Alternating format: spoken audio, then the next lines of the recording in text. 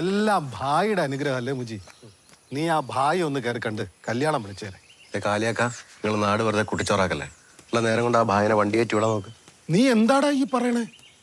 ഒരു കാര്യം പറഞ്ഞേക്കാം, നീ ഭായിയെ വിളിച്ചില്ലെങ്കിൽ ഞങ്ങൾ ആരും കല്യാണം കൂടില്ല കേട്ടാ. എന്നാലും കുഴപ്പമില്ല, അന്ധവിശ്വാസം പ്രോത്സാഹിപ്പിക്കാനേ ഈ മുജീനെ കിട്ടൂല.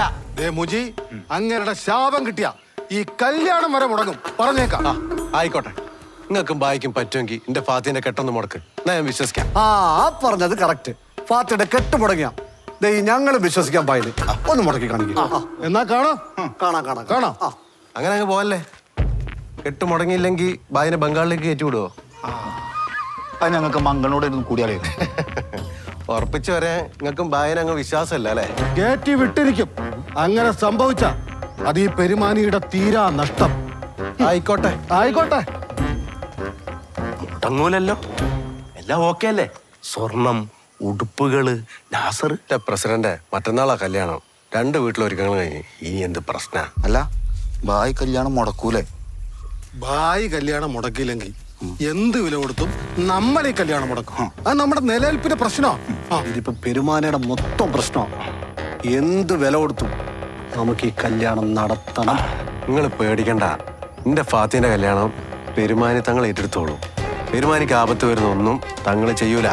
ഈ കെട്ട് നടക്കും, അത് കട്ടായ.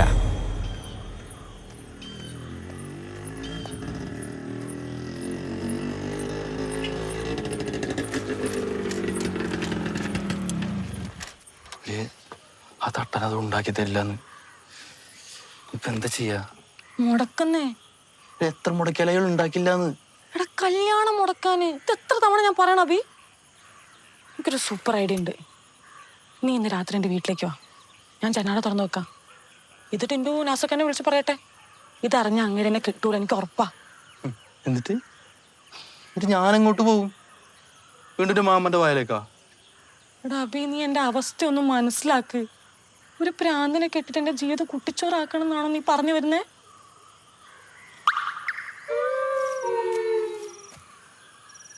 ഒട്ടിച്ചേർന്നാടാ നിക്കണത്. അതാണ് എന്റെ സങ്കടം. ഇലിപ്പ് കണ്ടിട്ട് ഇന്ന് എന്നെ ഒളിച്ചോടുന്ന മട്ട. ഓടും, ഓനൊറ്റ കൂടും, അല്ലെങ്കിൽ നമ്മളോനെ ഓട്ടിക്കും. ഓനിപ്പോ എന്താ ചെയ്യുന്നേ? ഇപ്പൊ അവൻ അവളുടെ കണ്ണീരൊപ്പാടാ. കണ്ണീരാ? എന്തിന്? എനിക്കൊന്നും അറിയില്ല നാസറേ. സത്യം പറ ഫാത്തി, നിനക്ക് വേറെ ആരെങ്കിലും ഇഷ്ടമുണ്ടോ? വേറെ ആര്? എടാ അഭി, അങ്ങനെയായിരുന്നെങ്കിൽ ഞാൻ ഈ നാസർക്കായിട്ടുള്ള കല്യാണത്തിന് സമ്മതിക്കായിരുന്നാ? അപ്പൊ എനിക്ക് ഒറ്റ കാര്യം പറയാനുള്ളൂ, ഈ കല്യാണം മുടക്കാൻ ഞാൻ എന്തും ചെയ്യും. എന്ന് വെച്ച രാത്രി നീണ്ട അരണാണ് അടിച്ചോണ്ട് പോകും ഞാൻ പറയും. ഒന്നുമില്ലെങ്കിൽ ഓനെന്തിനാ അവളുടെ കണ്ണീരൊപ്പിയെ? അതും എന്റെ സംശയ. എടാ, ഇതൊന്ന് സമാധാനിക്ക്, നമുക്ക് അഭിനോട് ചോദിക്കാന്ന്.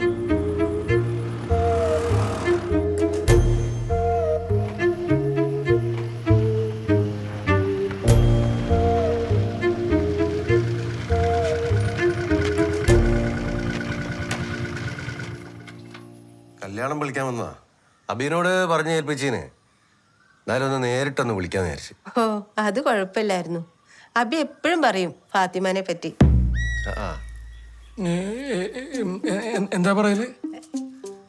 അങ്ങനെയൊന്നുമില്ല, എന്തെങ്കിലുമൊക്കെ. എന്തെങ്കിലുമൊക്കെ എന്ന് പറഞ്ഞാല് ഓരോ തമാശകളൊക്കെ. തമാശ? എന്ത് തമാശ? ഓനെവിടെ? അവന് തീരെ സമയമല്ല വീട്ടിലിരിക്കാൻ. പിരാന്ത് പിടിച്ച പോലെ ഓട്ടാ ടിൻഡോന്റെ കൂടെ. ഓൻ എവിടെയെങ്കിലും പോകുന്ന കാര്യം പറഞ്ഞിനാ? വല്ല ടൂറോ ആരുടെങ്കിലും കൂടെ?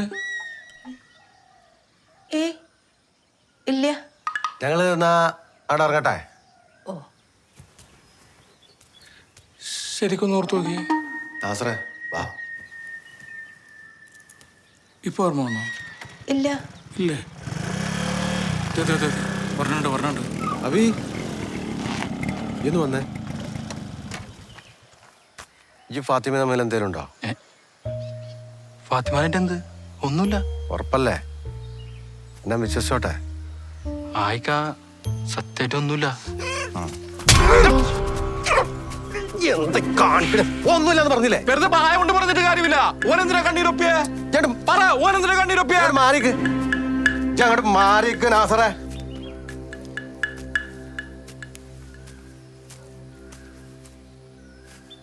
ഓട്ടെ, ഈ കല്യാണത്തിന് വരണട്ടാ.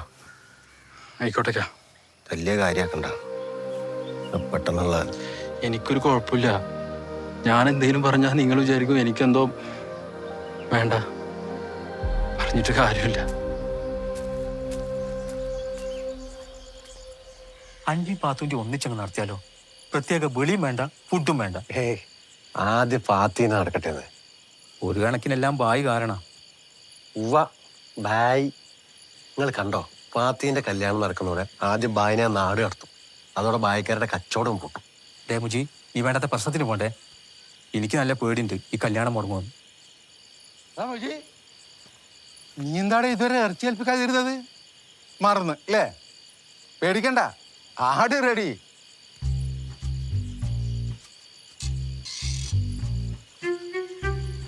അല്ലാന്ത്രോ, അത് പിന്നെ ഇവൻ വേറെ ആളെ ഏൽപ്പിച്ച്. നമ്മളെ പാത്തുവിന്റെ അതൊരൊക്കെ മറ്റടുത്ത പരിപാടി പോലെ ആയല്ലോ കുച്ചി. എല്ലാ ഞായറാഴ്ച ഓരോ ഇറച്ചി എൻ്റെ അടുത്ത്, വലിയ ഇടപാട് കന്യ നാട്ട്. ആയിക്കോട്ടെ, രണ്ടും കൂടി ഞായറാഴ്ച വാ, ഇറച്ചി വാങ്ങാം കേട്ടോ. അന്ത്രോ, അങ്ങനെ പിണങ്ങിപ്പോലെ. ഇതിപ്പോ അലാക്കി ലൗലിയും കഞ്ഞിന്ന് പറഞ്ഞ പോലെ ആയല്ലോ.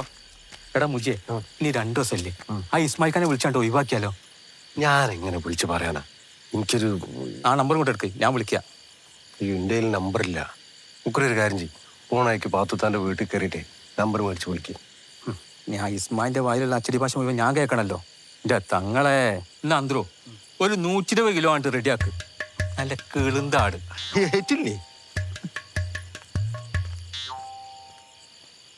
അല്ലെങ്കിലേ ഞായറാഴ്ച ആടിന് പകരം കുട്ടനെ പൊതിഞ്ഞു തരും.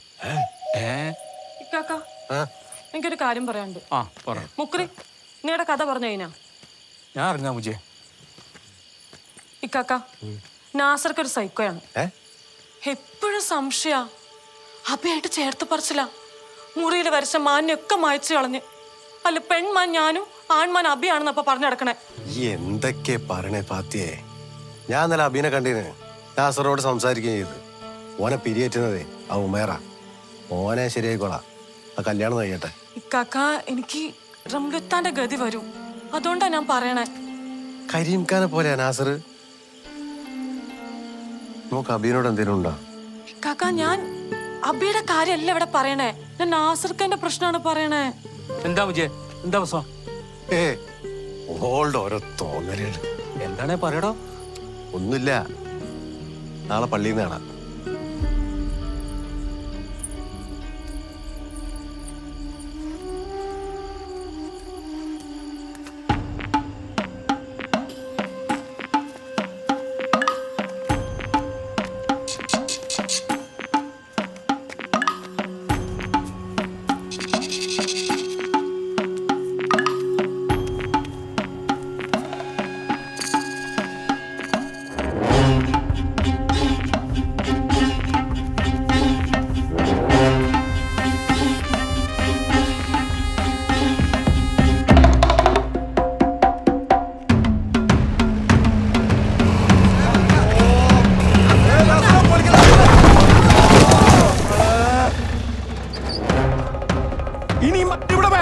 ആശ്രേ, ഇത് ബായി എഴുതിയല്ലോട്ടാ.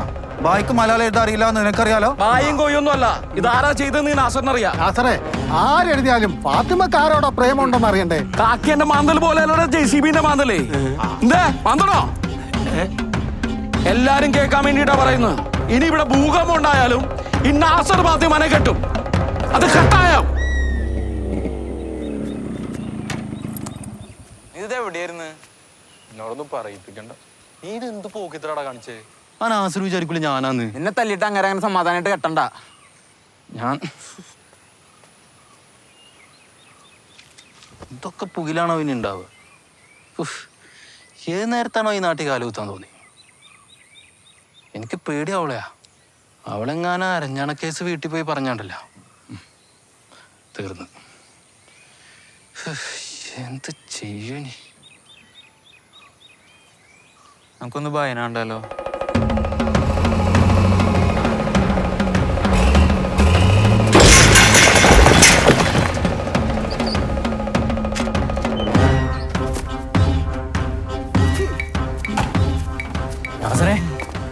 പൊളിക്കണോണ്ട് കുഴപ്പമില്ല. പോലീസ് പിടിക്കും, കല്യാണം മുടങ്ങും, ഞാനും കൊടുക്കും. ഫാത്തിമേനെ കിട്ടും. നാസറേ, ആരാ നാസറേ? എന്താടാ? നിങ്ങളുടെ മോൻ ഓനിവിടെ ഇല്ലെന്ന്. അവനവിടെ ഇല്ല, പുറത്താ.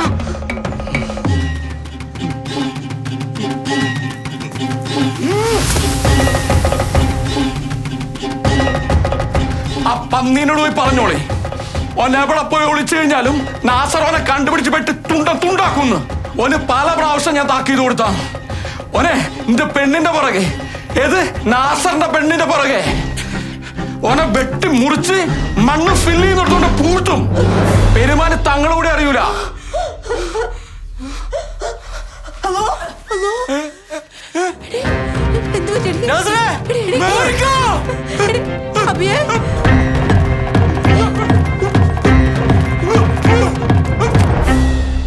ബായ്, രക്ഷിക്കണം.